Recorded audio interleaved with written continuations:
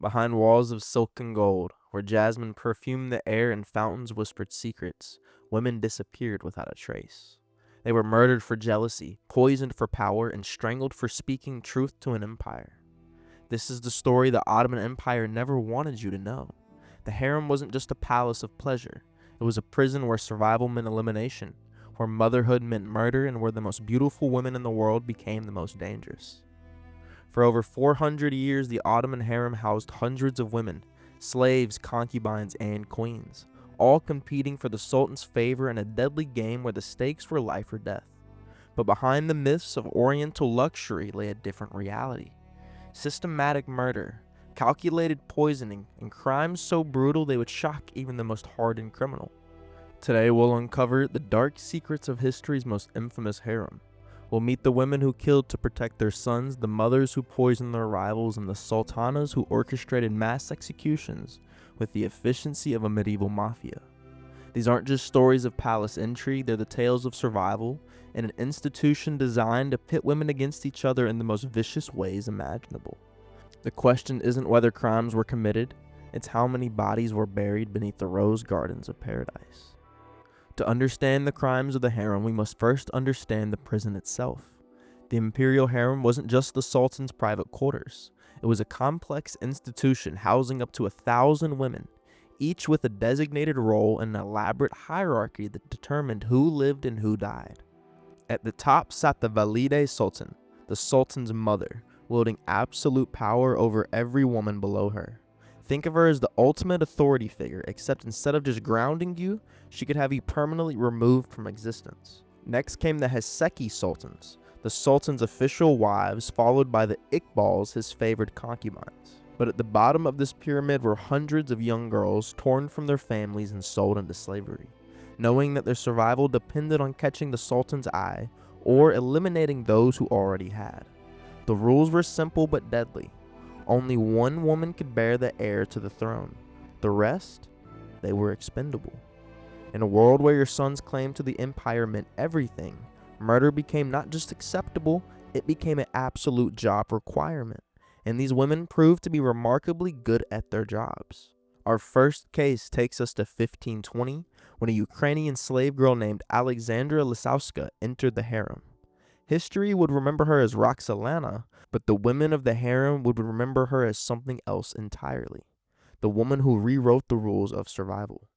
Roxolana did something unprecedented. She convinced Sultan Suleiman the Magnificent to marry her, making her the first slave to become a legal wife in over 200 years. This wasn't just a romantic triumph, it was a strategic masterstroke that would leave a trail of bodies in its wake. Her first victim was Mahidevran Sultan, the Sultan's first consort and mother of his eldest son, Mustafa.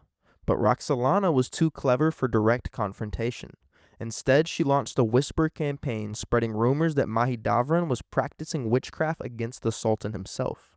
But nothing says I'm innocent quite like accusing your rival of consorting with dark forces. But Roxolana's masterstroke was yet to come.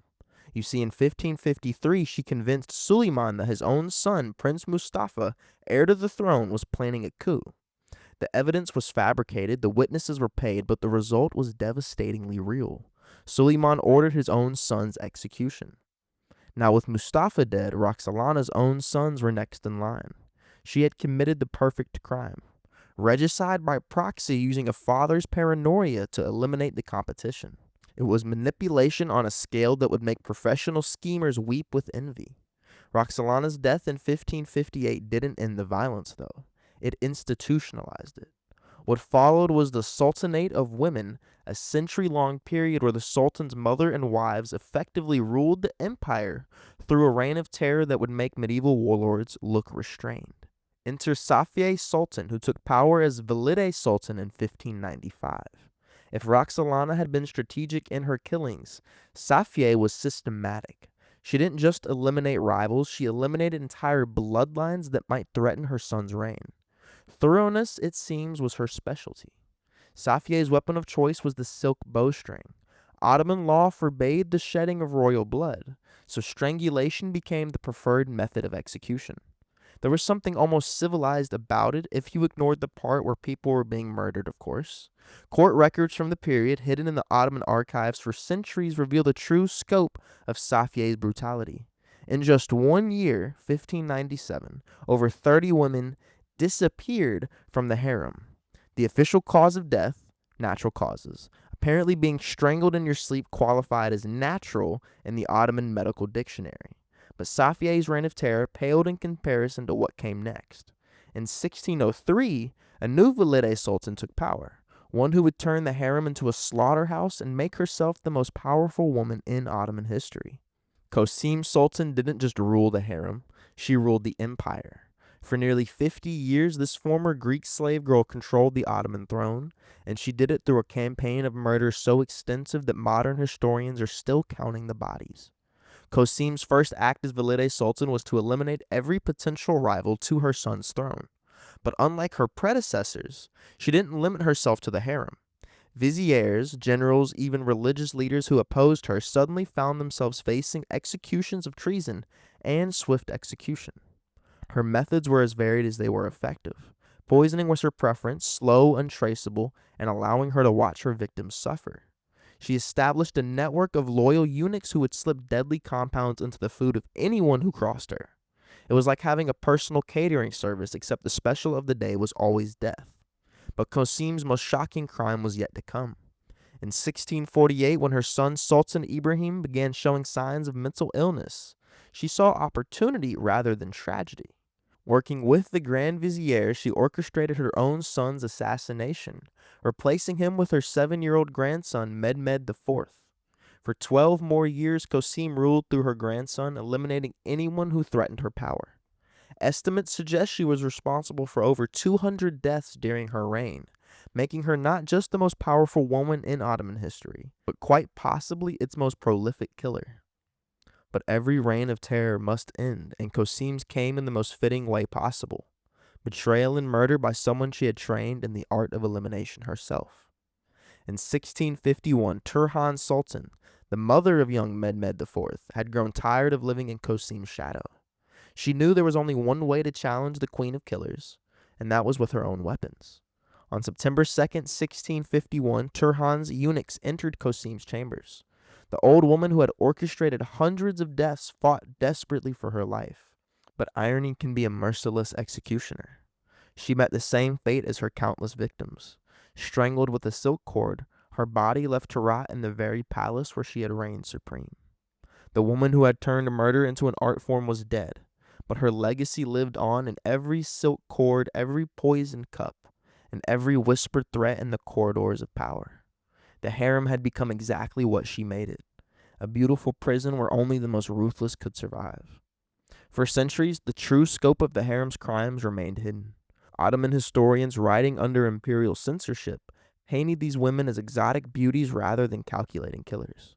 The truth, as it often does, required some digging. And in 1982, renovations at Topkapi Palace uncovered mass graves in the harem gardens. Carbon dating revealed that dozens of women had been buried there during the 16th and 17th centuries, all showing signs of violent death. The beautiful gardens, it turned out, were quite literally built on bodies.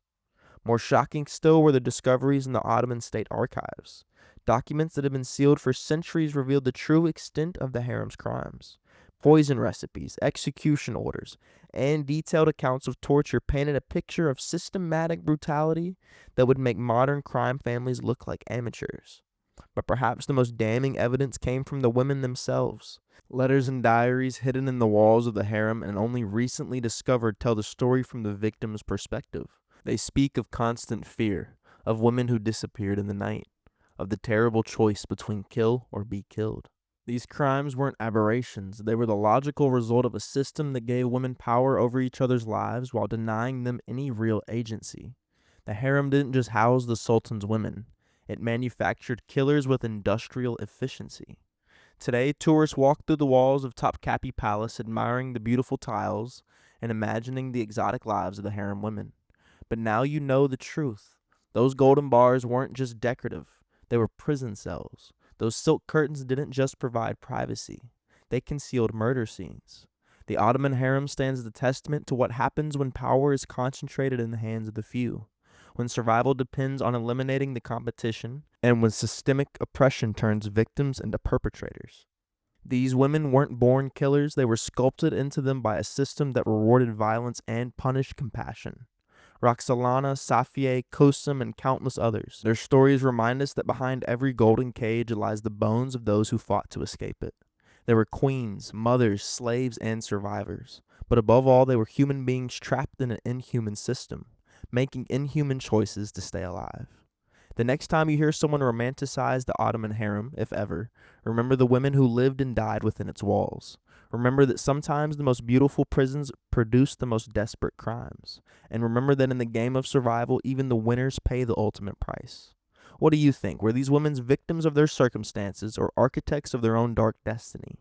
Could they have survived without resorting to murder? Or was violence simply the language that power understood? If you found this exploration of hidden history as fascinating as I did, make sure to like this video and subscribe to Crimes of the Crown for more untold stories from the dark side of royalty. Hit that notification bell so you don't miss our next investigation into the crimes that shaped empires. Until next time, remember, behind every crown lies a crime waiting to be uncovered. And sometimes the most beautiful palaces hide the ugliest secrets.